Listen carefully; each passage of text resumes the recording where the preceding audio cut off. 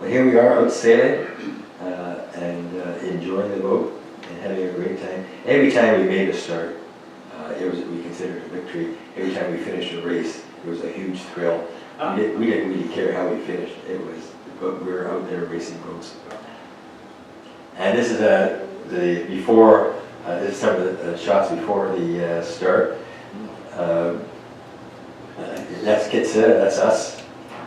This is this is Goose.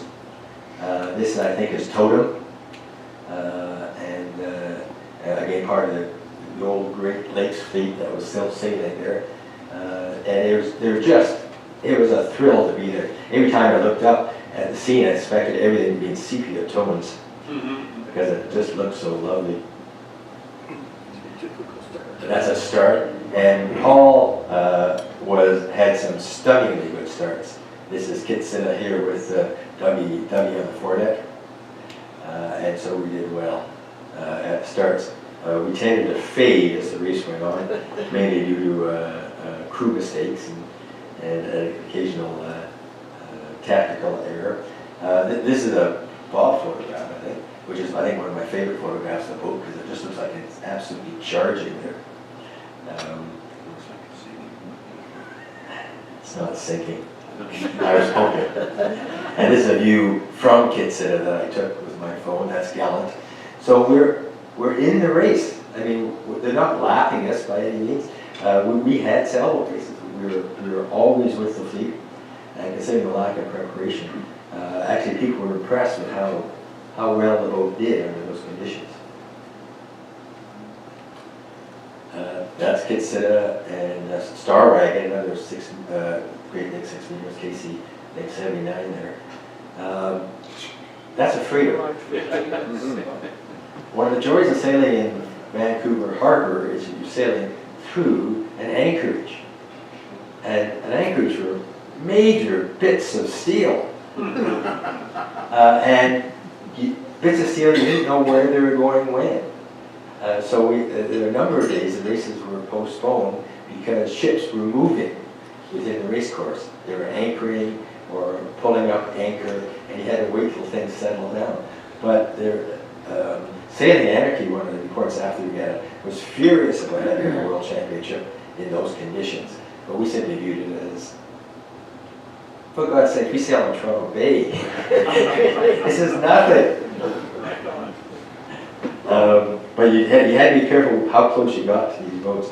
And then just a series of photographs of us in the regatta, which were just stunning. Again, the boat to the left is the Grails, 7 Olympic medals, several world championships of stars. I think there's a Volvo around the world championship in the group and speed records. And we're racing with them, and we're holding them for a while.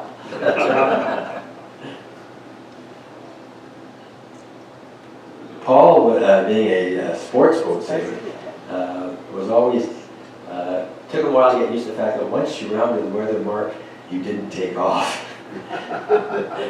That going downwind to the 6 meter is not planing. And so we discovered that actually going upwind was the fun part. Going downwind, it's a hull speed situation, and it becomes more tactical. So it wasn't a speed thrill.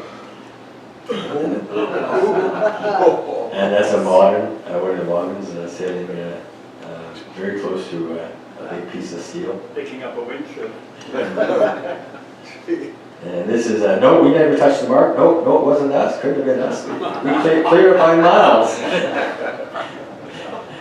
And that's us in the background. And I think this is my favorite photograph. This is Gallant here, King of Spain, and the boat that's actually leading everybody in this out here is Kisita. And sailing in Vancouver actually was stunningly beautiful. We had good winds, lots of variety. We had only one day of pissing rain, but we had lots of wind that day. But there we are. I think the running backstay, or the permanent backstay is off because we kept taking it on, losing it, putting it off. It became a hassle, so we eventually just got rid of the damn thing and hope hope we didn't lose the mast on the jibe. And this is going upwind with one of the moderns. I think this is Junior, the boat goes under the water. Picture out of the water earlier, coming downwind. No, there's nobody, no head showing in the cockpit of Kisita. We're all down below having a nice chat. And what happened in another race, we're all chatting below, and we were told by the boat beside us, on the other side of us from the Brazilians, never spend more than 30 seconds not looking under the jib, because it's like any overlapping, a blind spot.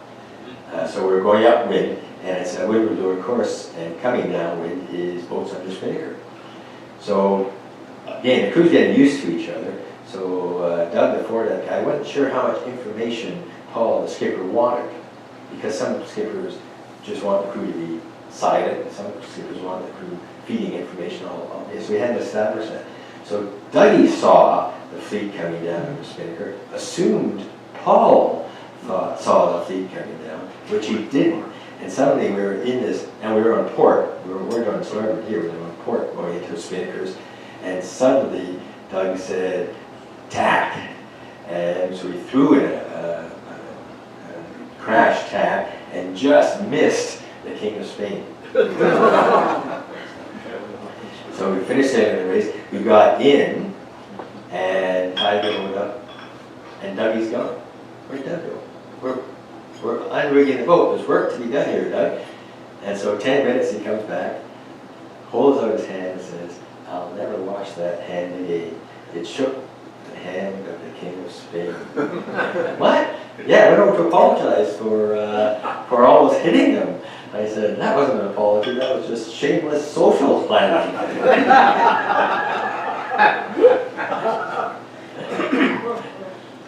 And here's us going downwind again. The spinnaker work was something that we could get a little better on, but as I mentioned earlier, it was not the most exciting part of the sail for. This is actually going up to these distance mark to set the kite. I mentioned the boom was low. Full swing jibe at the weather mark. Another inch, everything would have been okay. So I got whanged with the boom. But that was, and so was bloodied for the race. Had a headache for a while, but became an instant celebrity on the dock. If you want to meet people, just cover yourself in blood. Because everybody asks, what the hell happened to you? And for the rest of the week, they keep asking me how you are, which was great fun. And Paul was quite annoyed with the photography, and Dougie gave me all the attention on before he did. But he turned out to be the most photogenic. And again, here's Gallant on the left, and us in the mix. It was just fun to be competitive. And the big spinnakers. Big spinnakers, but actually everything on the boat doable, handleable. I got a Viking 34. The spinnaker pole on a Viking 34 is just stupid. It takes 2 people to lift the thing. It's 15 feet long or something. On a 6 meter, same size boat, bigger boat, one guy can pick up the spinnaker pole and put it on. So it's just much more doable. Not much foredeck. And here's a series of shots coming up to the weather mark, which I think is just good fun. And then down into a trough. And up out of the trough. It's just great. And then at the end of it, we had a pretty satisfied crew. We all had great fun. And a particularly satisfied guy. No blood. At the end, all cleaned up. So that was so that's the adventure. Considered.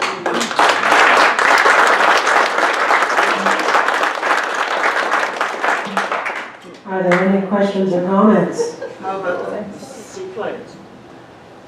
No, that's Victoria. Oh, right, Yes. yes. Thank God it wasn't in Victoria. Was Neil Rabinovich the photographer? Sorry?